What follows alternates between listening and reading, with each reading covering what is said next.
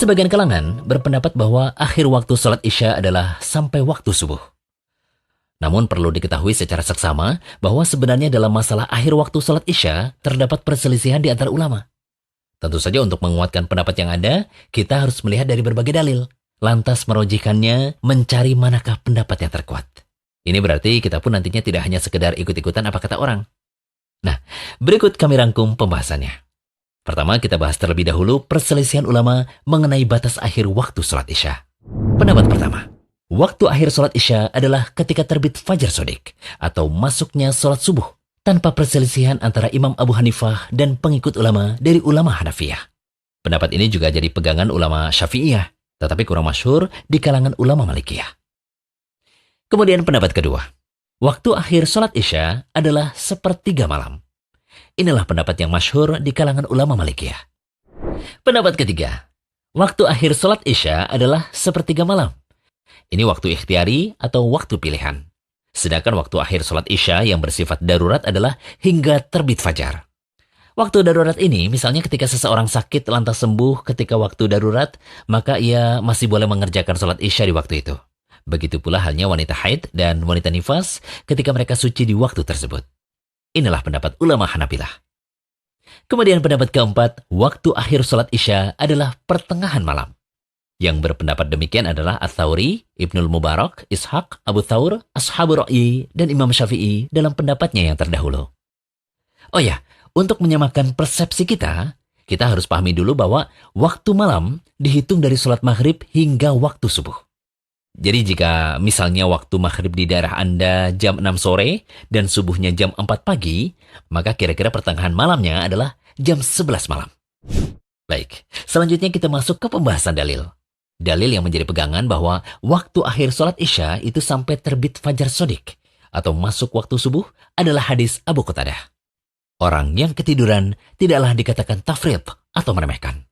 Sesungguhnya yang dinamakan meremehkan adalah orang yang tidak mengerjakan sholat sampai datang waktu sholat berikutnya. Dalil lainnya lagi adalah hadis dari Aisyah radhiyallahu anha. Ia berkata, suatu malam Nabi SAW mendirikan sholat atamah atau Isya. Sampai berlalu malam dan penghuni masjid pun ketiduran. Setelah itu beliau datang dan sholat. Beliau bersabda, sungguh ini adalah waktu sholat Isya yang tepat. Sekiranya aku tidak memberatkan umatku.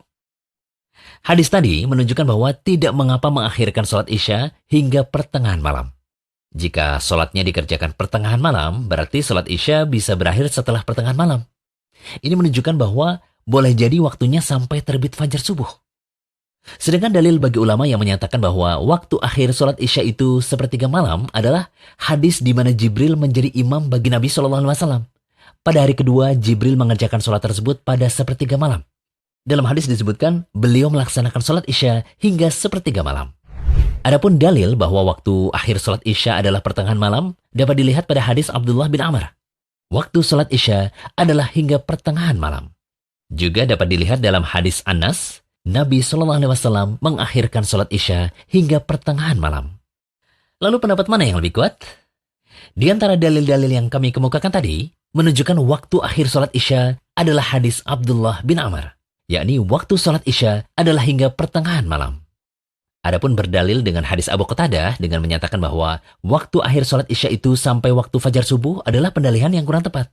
Karena dalam hadis tersebut tidak diterangkan mengenai waktu sholat. Konteks pembicaraannya tidak menunjukkan hal itu. Hadis tersebut cuma menerangkan dosa akibat seseorang mengakhirkan waktu sholat hingga keluar waktunya dengan sengaja. Sedangkan hadis Aisyah radhiyallahu anha, hadis tersebut bukanlah maksudnya sampai sebagian besar malam berlalu. Tetapi maksudnya adalah sampai berlalu malam. Bisa bermakna demikian karena kita melihat pada konteks hadis selanjutnya, di mana Nabi SAW mengatakan, sungguh ini adalah waktu sholat Isya yang tepat.